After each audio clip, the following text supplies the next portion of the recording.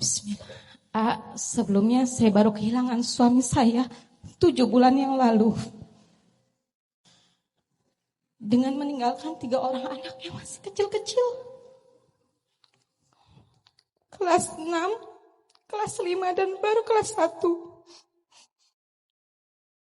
Saya ada fase di mana saya marah sama Allah. Saya merasa, kenapa dikasihnya saya ya Allah? Saya belum sanggup.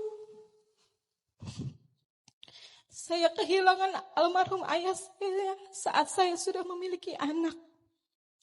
Tapi ini anak saya baru mau 6 tahun sudah menjadi yatim.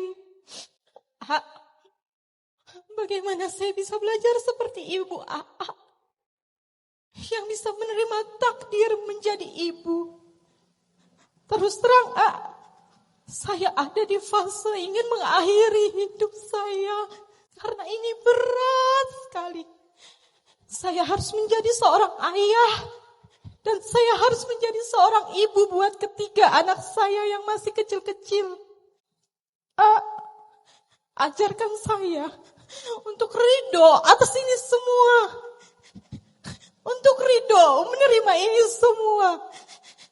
Karena ini berat sekali untuk saya dan ketiga anak saya. Saya sudah tidak ada almarhum bapak sebagai pegangan laki-laki. Saya tidak punya abang. Saya tidak punya sosok laki-laki yang menguatkan saya. Saya harus menjadi laki-laki dan harus menjadi perempuan untuk ketiga anak saya. Anak saya alhamdulillah sekolah di sekolah tahfiz Quran semua. Yang kelas 6 sudah hafal 7 juz. Yang kelas 5 sudah hafal 5 juz. Apa saya mampu menjadi madrasah untuk anak-anak saya sedangkan saya rapuh? Saya rapuh sekali. Ajarkan saya untuk bisa menerima takdir. Belajar menerima takdir atas semua ketetapan Allah ini. Ada 3 ayat dalam Al-Quran. Yang ayat ini diajarkan oleh ibu saya agar bisa belajar menerima takdir. Teteh, Mbak Tiara, nanti di rumah tadaburi lebih dalam.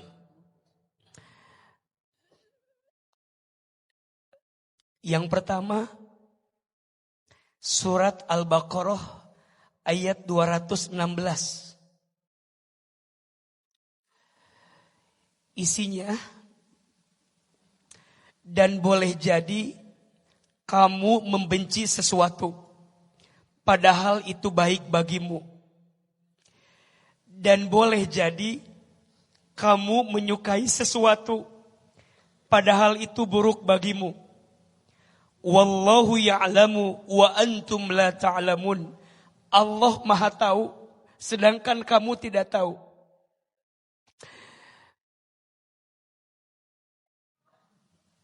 Untuk setiap kita yang pernah kehilangan, percayalah, tidak ada yang namanya kehilangan.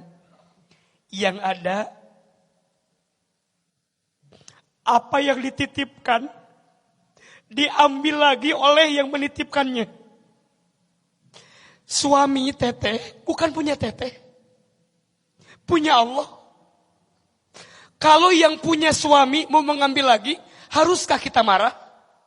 Tidak. Kenapa? Karena yang paling tahu dengan ciptaannya siapa? Penciptanya. Ditinggal ayah sejak kecil, kemudian menyusul ibu meninggal. Haruskah saya marah? Harusnya kan enggak. Karena saya cuma dititipin aja. Yang punya siapa?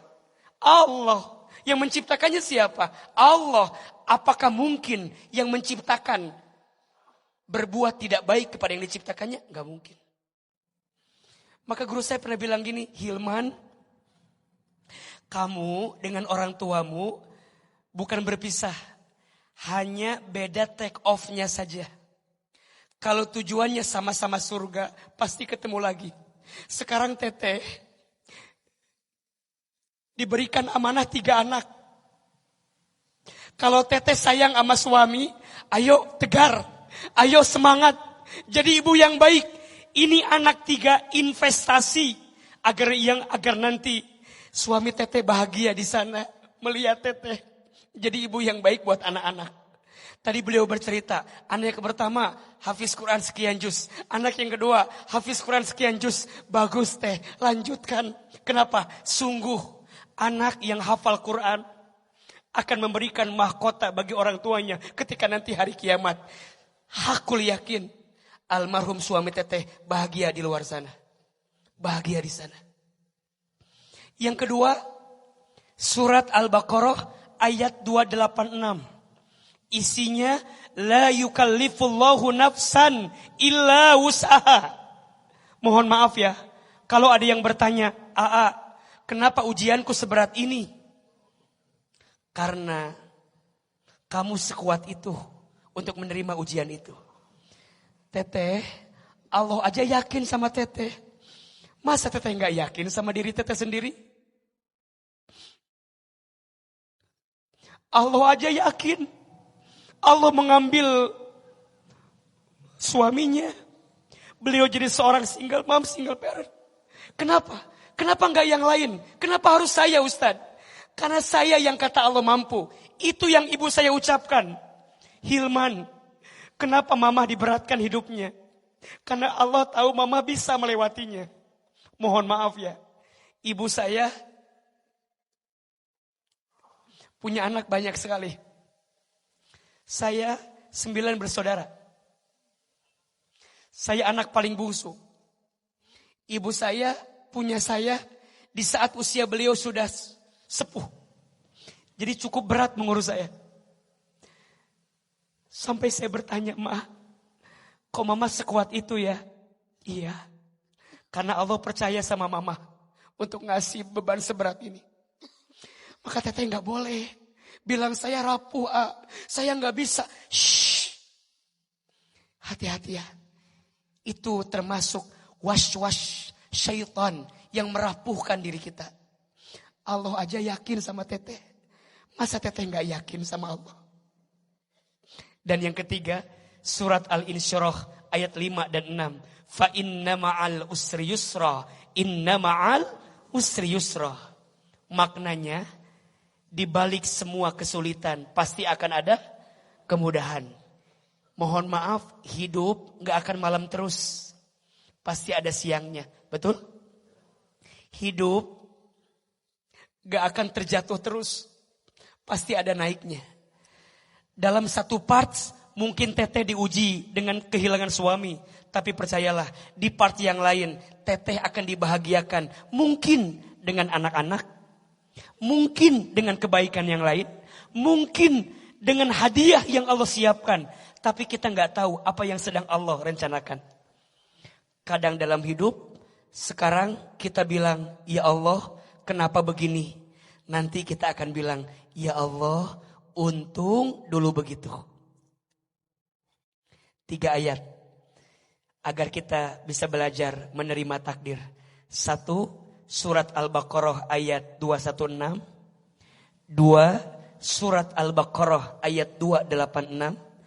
3, surat Al-Insyirah ayat 5 dan 6.